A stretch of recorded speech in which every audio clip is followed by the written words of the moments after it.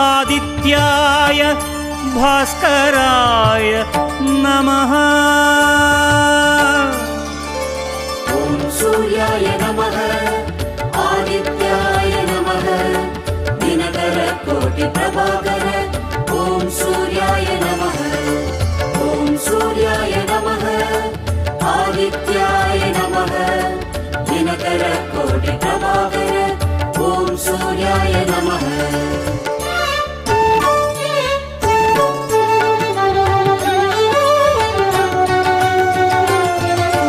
ततो युद्ध परिश्रान्तं समरे चिन्तया स्थितं रावणं चाक्रतो दृष्ट्वा युद्धाय समुपस्थितम्। ॐ सूर्याय नमः ॐ सूर्याय नमः। ततो युद्ध परिश्रान्तं समरे चिन्तया स्थितं रावणं चाग्रतो दृष्ट्वा युद्धाय समुपस्थितम्। दैवतैश्च समागम्य द्रष्टुमभ्यागतो रणम् उपागम्य ब्रवीद्रामम् अगस्त्यो भगवान् ऋषिः। ॐ सूर्याय नमः आदित्याय नमः दिनकर कोटि प्रभाकर ॐ सूर्याय नमः। ॐ सूर्याय नमः आदित्याय नमः दिनकर कोटि प्रभाकर ॐ सूर्याय नमः।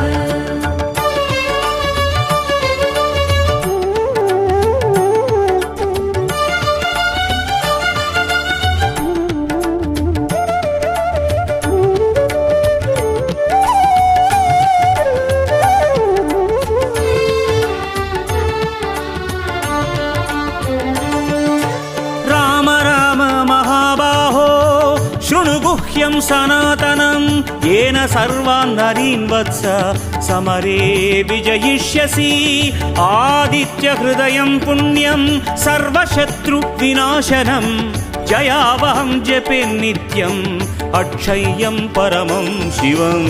ॐ सूर्याय नमः आदित्याय नमः दिनकर कोटि प्रभाकर ॐ सूर्याय नमः।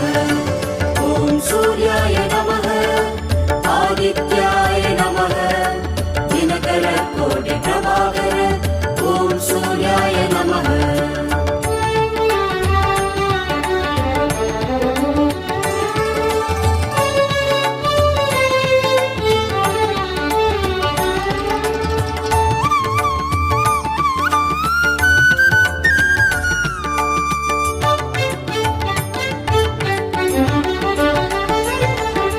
सर्वमङ्गलमाङ्गल्यं सर्वपापप्रणाशनं चिन्ताशोकप्रशमनम् आयुर्वर्धनमुत्तमम्।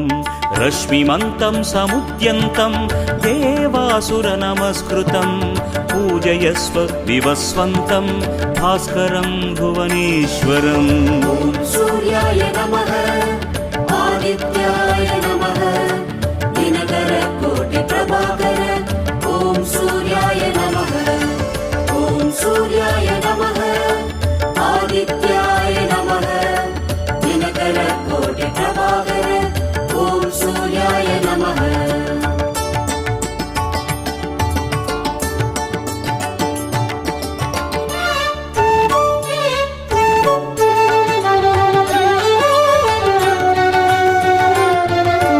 सर्वदेवात्मकोऽखेशः तेजस्वी रश्मिभावनः एष देवासुरगणान् लोकान् पाति गभस्तिभिः।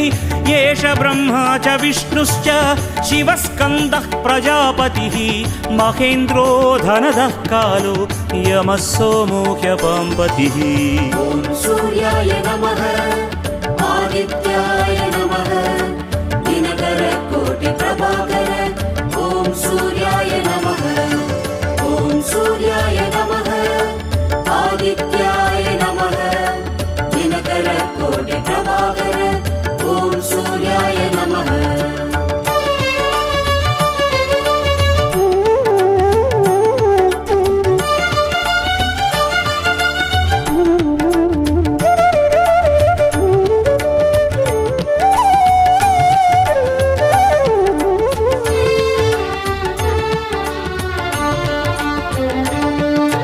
पितरो वसवः साध्याः यस्विनौ मरुतो मनुः वायुर्वह्निर्प्रजाप्राणः ऋतुकर्ता प्रभाकरः आदित्यः सविता सूर्यः खगः पूषा गभस्तिमान् सुवर्णसदृशो भानुर्हिरण्यरेता दिवाकरः ॐ सूर्याय नमः आदित्याय नमः दिनकरकोटिप्रभाकर ॐ सूर्याय नमः ॐ सूर्याय नमः आदित्याय नमः दिनकरकोटिप्रभाकर ॐ सूर्याय नमः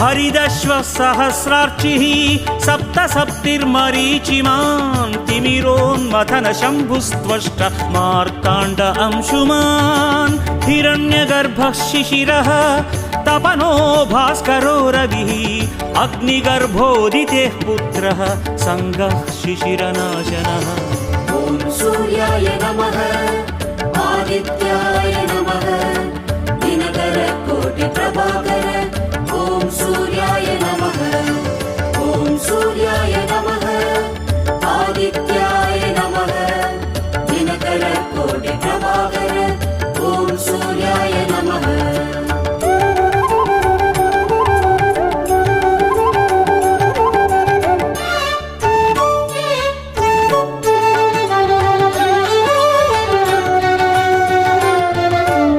व्योमनाथस्तमो भेदी ऋग्यजुस्सामपारकः घनवृष्टिरपां मित्रो विन्ध्यवीधिप्रवङ्गमः आतपी मण्डली मृत्युर्पिङ्गळः सर्वतापनः कविर्विश्वो महातेजा रक्तः सर्वभवोद्भवः ॐ सूर्याय नमः आदित्याय नमः दिनकरकोटिप्रभाकर ॐ सूर्याय नमः ॐ सूर्याय नमः आदित्याय नमः दिनकरकोटिप्रभाकर ॐ सूर्याय नमः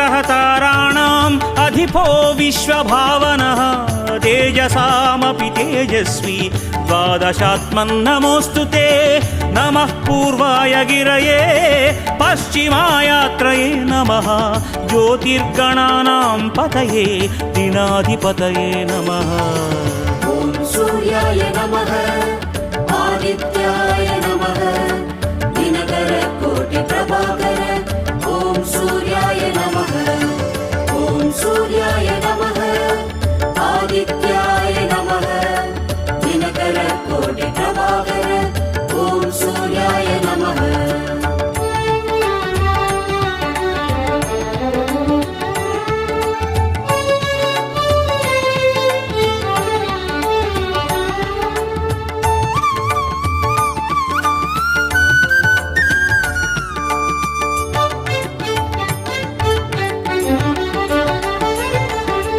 जयाय जयभद्राय हर्यक्षाय नमो नमः नमो नमः सहस्रांशो आदित्याय नमो नमः नम उग्राय वीराय सारंगाय नमो नमः नमः पद्मप्रबोधाय मार्ताण्डाय नमो नमः ॐ सूर्याय नमः आदित्याय नमः दिनकरकोटिप्रभाकर ॐ सूर्याय नमः ॐ सूर्याय नमः आदित्याय नमः दिनकरकोटिप्रभाकर ॐ सूर्याय नमः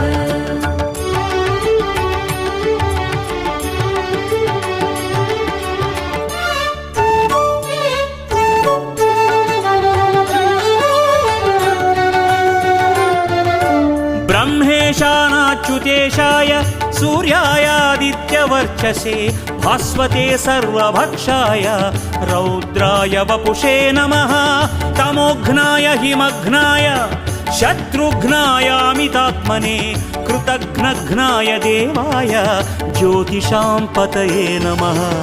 ॐ सूर्याय नमः आदित्याय नमः दिनकरकोटिप्रभाकर ॐ सूर्याय नमः ॐ सूर्याय नमः आदित्याय नमः दिनकरकोटिप्रभाकर ॐ सूर्याय नमः।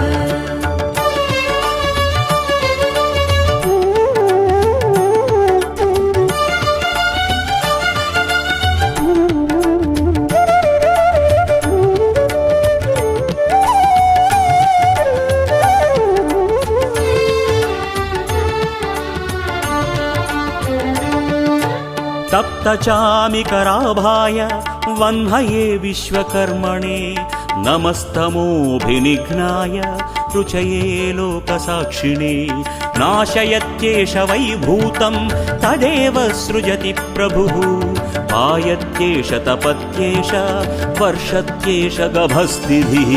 ॐ सूर्याय नमः आदित्याय नमः दिनकरकोटिप्रभाकर ॐ सूर्याय नमः ॐ सूर्याय नमः आदित्याय नमः दिनकरकोटिप्रभाकर ॐ सूर्याय नमः।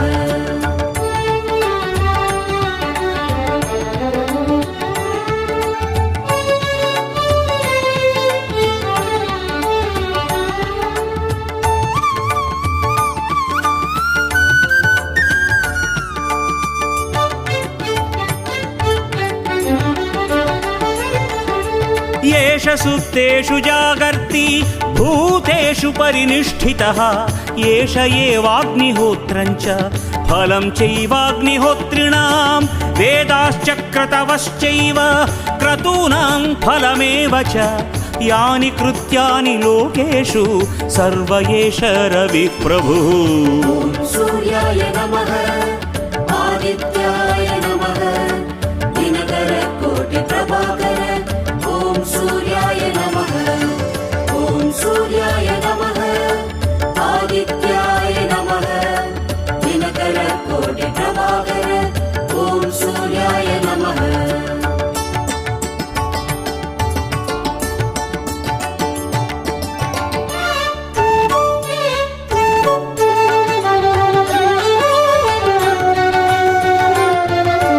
येन मापत्सु कृच्छ्रेषु कान्तारेषु भयेषु च कीर्तयन् पुरुषः कश्चिन्नावसिदति राघव पूज्यस्वैनमेकाग्रो देवदेवं जगत्पतिम् एतत्त्रिगुणितं जत्वा युद्धेषु विजयिष्वसि।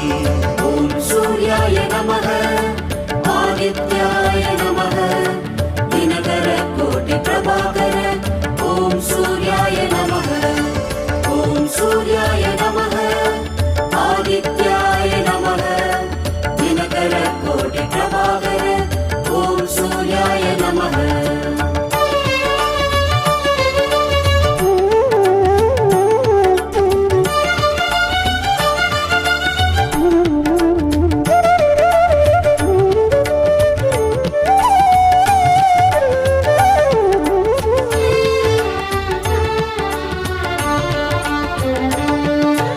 अस्मिन् क्षणे महाबाहो रावणं त्वं वधिष्यसि एवमुक्त्वा तदागस्त्यो जगाम च यथागतम् एतच्छ्रुत्वा महातेज नष्टशोको भवत्तदा धारयामास सुप्रीतो राघवः प्रयतात्मवान्। ॐ सूर्याय नमः आदित्याय नमः दिनकरकोटिप्रभाकर ॐ सूर्याय नमः ॐ सूर्याय नमः आदित्याय नमः दिनकरकोटिप्रभाकर ॐ सूर्याय नमः।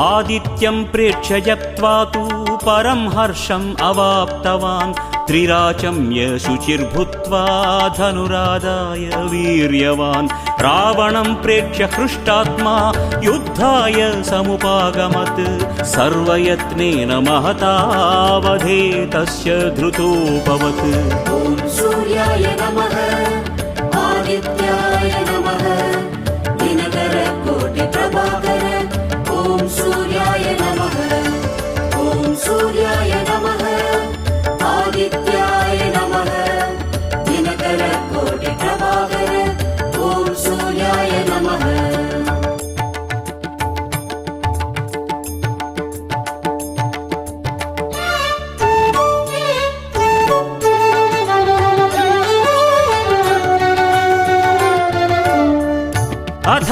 अधरविरवदन्निरीक्ष्य रामम् मुदितमनाः परमं प्रहुष्यमाणः निशिचरपति संक्षयं विदित्वा सुरगणमज्जगतो वचस्त्वरेति ॐ सूर्याय नमः आदित्याय नमः दिनकरकोटिप्रभाकर ॐ सूर्याय नमः ॐ सूर्याय नमः आदित्याय नमः दिनकरकोटिप्रभाकर ॐ सूर्याय नमः ॐ सूर्याय